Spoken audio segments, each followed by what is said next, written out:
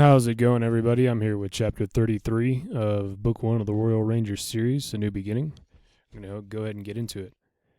They spent a further 2 days in Danvers Crossing, but learned little more about the fate of Carrie Clover. While Will applied himself to the repairs and painting at the tavern, Maddie wandered through the village and attempted to make friends with local youngsters. They proved to be neither friendly nor unfriendly, but they showed a certain interest in her as an outsider. It was easier for Maddie to raise the subject of the missing girl. Will, having discussed it already with Danvers, could hardly continue to show interest in her. To do so might have invited unwelcome attention and questions as to why he was so concerned.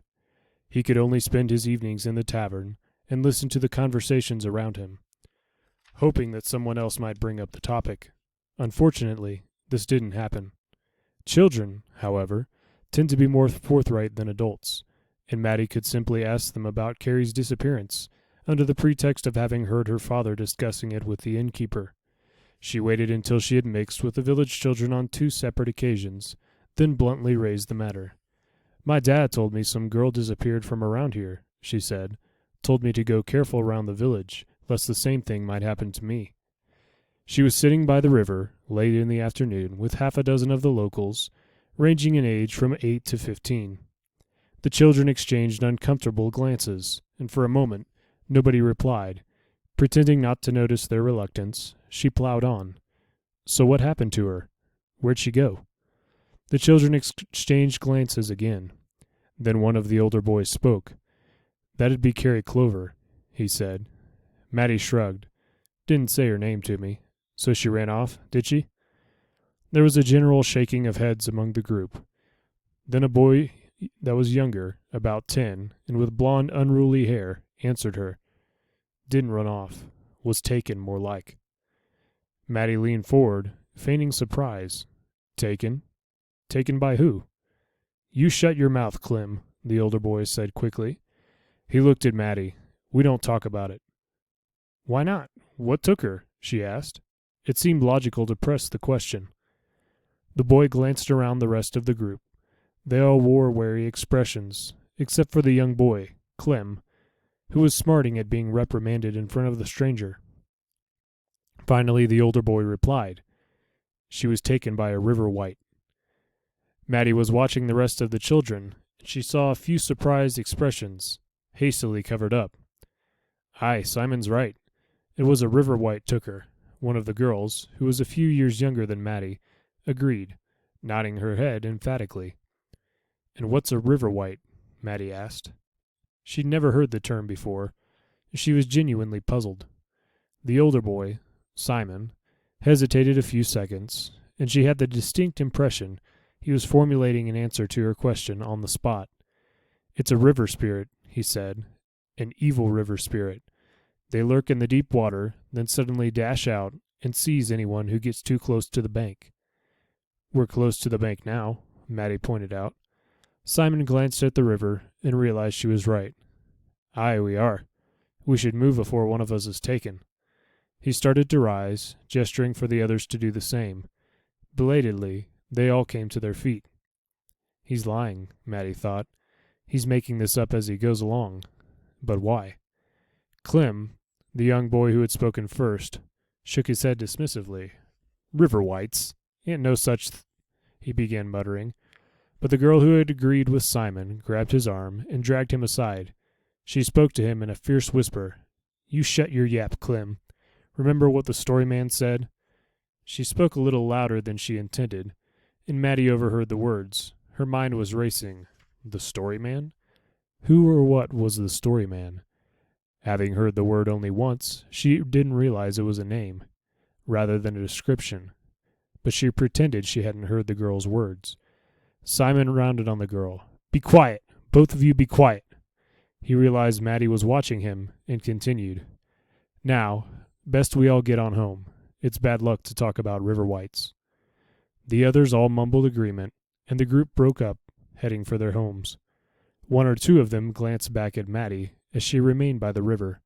She stepped closer to the bank and peered into the smooth, fast-running water, trying to see if there was, in fact, a river white visible. Then she realized that she had no idea what such a creature might look like. A cloud passed across the sun, and the river, so cheerful and sparkling, was suddenly transformed into a dull, leaden gray. A frisson of fear assailed her, and she turned away from the river, hurrying back down the village main street to the stable where she and Will were staying. "What's a river white?" The question burst from her lips the moment Will entered the stable an hour later. He'd finished work for the day. In fact, he'd finished all of the tasks that Rob Danvers had set for him, and no other work had eventuated. He looked curiously at her. She was sitting with her back against one of the handcart's wheels. Her face was pale, and she looked bothered. "A river what?" he asked, and she shook her head impatiently. "Not what. White. A river white. It's some kind of creature." He shook his head, pursing his lips. "Not that I've ever heard. There are barrow whites, or some people say there are. They're supposed to be spirits that hang around ancient graves, although I can't say I've ever encountered one." He paused, as an unpleasant memory stirred in his mind. There was an occasion many years before, when he was riding to fetch Malcolm to heal the mortally wounded Holt. He'd sensed something as he rode past some ancient barrows, as the ancient grave mounds were called. It seemed to be some malign presence, but he passed it off as imagination, triggered by nerves and weariness. This was a river white, Maddie insisted. The idea of it seemed to be troubling her. "Where did you hear about it?" "The local children. They said Carrie Clover was taken by a river white." That got his attention. "They said it dragged her into the river," Maddie continued. "They saw it?" Will asked quickly. There could have been some creature in the river, he thought. A large fish of some kind, or a bear. Some bears could swim, he knew. He'd never seen one do so, but he'd heard people say they could. "No, they didn't see it. In fact, I think they were lying about it." "What makes you think so?" Will asked. Maddie paused, unable to explain it fully. "Just a sense I got. One of the younger boys didn't believe it. He was poo-pooing the idea, and an older girl made him stop. Simon, the oldest boy, told me the story about the river white, but I just felt he was making it up." "And the young boy didn't believe it?" Will asked. And she nodded. "That's odd. Normally you'd think the younger ones would be more likely to believe tales about monsters in the river." Doris, the girl who told him to be quiet, said something about a story man. "A story man?" Will said slowly. "Maybe he's the local raconteur or spinner," he suggested. "They didn't say," she said. "Remember what the story man said?" Then Simon yelled at her and told her to be quiet. Will sat down, thinking about what she had told him. He glanced up and saw Maddie's anxious face. "But there's no such thing as a river white, is there?" "Not really," she said. "No, I've never heard of one, and I've been around a lot of rivers in my time. It's just a story," he said reassuringly. As he said the word story, he wondered about this story man character. He decided he'd ask in the tavern later and see if there was a local storyteller, or spinner, short for yarn spinner, as such men were often known. Villages like this often had such people. They helped keep the oral history of the village and its people alive. "It's your turn to check on the horses," he said. They had taken it in turns to slip out of the village after dark and make sure the horses were all right. Maddie looked out of the unglazed stable window. The sun was setting, and the shadows were lengthening across the village. To reach the clearing where Tug and Bumper were hidden, she'd have to walk part of the way, beside the river. She twisted her hands together nervously at the thought of it, and the thought of dark creatures that might be lurking beneath the surface. Simon had been lying, she was sure of that, but even so, there could be such a thing as a river white, even if it hadn't been one that took Carrie Clover. After all, Will had simply said he had never heard of such a creature. He hadn't said definitively that they didn't exist. "Will you come with me?" she asked in a small voice. Will turned to her in surprise. He was used to Maddie being confident and self-assured. Obviously, this talk of evil river creatures had got to her.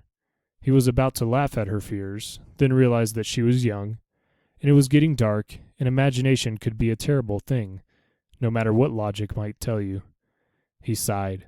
He'd had a hard day, and he'd been looking forward to a quick nap in the straw before heading into the tavern for supper. Wearily, he rose to his feet, brushing loose strands of straw off his clothes. "Of course I will," he said. The horses, as ever, were delighted to see them. They were even more delighted to find the apples that their owners had secreted in their pockets. There was plenty of grass for them to graze on, but Will had brought a small sack of oats as well. He assumed that grass on its own would be a boring diet. He'd certainly find it so, he thought. The horses seemed to agree as they munched happily on the oats. He patted Tug's muscular neck as the little horse put his head down to the oats. "We'll be heading off tomorrow, so eat up," he said. Mattie overheard him. "We're leaving?" she said. She had been smoothing Bumper's coat with a stiff brush. She knew her horse enjoyed the attention. "There's no more work, so there's no reason to stay. I'll see what I can find out about this story man tonight, but unless there's something important comes up, we'll move on to the next village." Mattie nodded. She cocked her head. In the near distance, she could hear the rush and gurgle of the river. When they had first arrived, it had seemed so cheerful and friendly, she thought. Now, she wasn't so sure. "I won't be sorry to go," she said.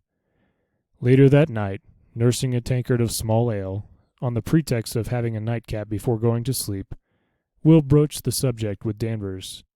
"Do you have a spinner living in the village?" he asked, trying to sound casual. Danvers shook his head. "Village isn't big enough to support one," he said.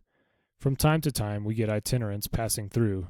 He was about to add something, but at that moment a rowdy group of ploughmen called loudly for more ale. He shrugged apologetically and moved away. He was caught up serving for some time, and Will finally finished his drink. He had no further reasons to stay in the bar, so he quietly left, heading for bed.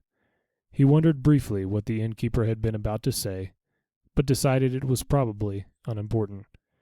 The important question had been answered. There was no local storyteller. All right, that's it for Chapter 33. Thank you, everybody, for joining me. I'll see you next time in Chapter 34. God bless, and have a good one.